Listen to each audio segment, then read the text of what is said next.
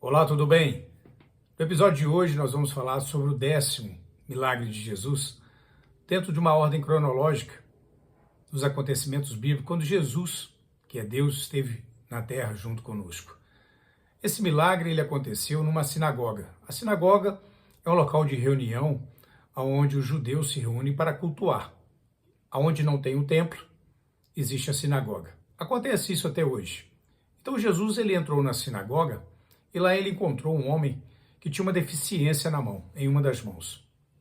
E quando ele observa esse homem, os religiosos também ficaram atentos. O que Jesus então faria? Porque segundo a lei deles, era proibido fazer qualquer ação no sábado. Então Jesus, conhecendo o pensamento deles, ele chamou o homem, pediu para ver a sua mão e o curou.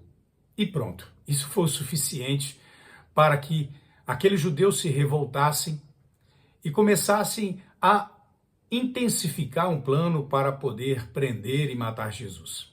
Por que Jesus ele realiza esse milagre? Primeiro, por causa da necessidade daquele homem. Mas, acima de tudo, porque Jesus ele quer que a gente compreenda que toda ação de Deus jamais vai estar aprisionada ou sob o controle de uma religião. A religiosidade não é o que define o operar de Deus em nossa vida, mas o que define o operar de Deus na vida de qualquer pessoa, primeiro, é a misericórdia e o amor de Deus. E o segundo é o fato de nós crermos, de ter fé. E isso é que faz toda a diferença.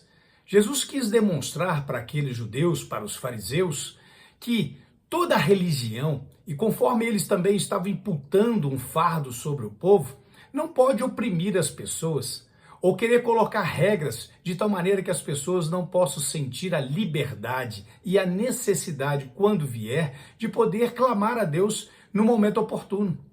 Então Deus ele quer que eu e você possamos compreender que a sua solução não está sobre nenhuma religião. Entenda isso. A sua solução e a minha solução não está debaixo de nenhuma religião. Deus não deu a religião nenhuma essa autoridade. Mas Deus deu sim ao poder do evangelho a capacidade de convencer a cada um de nós, primeiro, que somos pecadores, mas acima de tudo que Deus operou sobre a obra dele, nele mesmo, em Jesus, a misericórdia. E só ele pode ter a capacidade de perdoar os nossos pecados. Quando esse homem passa a ser curado, Jesus dá uma resposta de que ele veio e manterá aquilo que é a vontade dele, independente do que homens, até mesmo pela sua religiosidade, queiram imputar diante de algum rito, de alguma tradição. Então, rituais não são aquilo que realmente vai te aproximar de Deus. Tenha muita atenção com isso. Divulgue isso para outras pessoas. Se alguém está mandando você se sacrificar, se alguém está mandando você multiplicar a sua oferta, se alguém está mandando você cumprir promessas, esqueça isso. Isso é balela, isso é mentira, isso é falsidade. Como para um momento atual, isso é fake news diante do Evangelho de Deus. Porque Deus ele opera pela misericórdia e pela graça dele. A Bíblia fala de graça recebeis e de graça dai.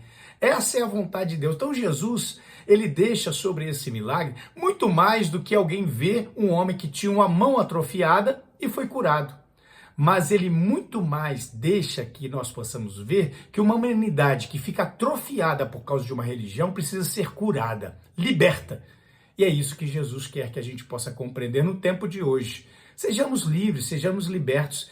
E o mesmo milagre que fez com que a mão daquele homem fosse recuperada, é um milagre que ele quer fazer para que muitas pessoas possam ser curadas diante das mazelas, que muito pior do que o mundo ocasionou em sua vida, às vezes muitas religiões trouxeram de tragédia para a sua vida. Então, seja livre, seja liberto.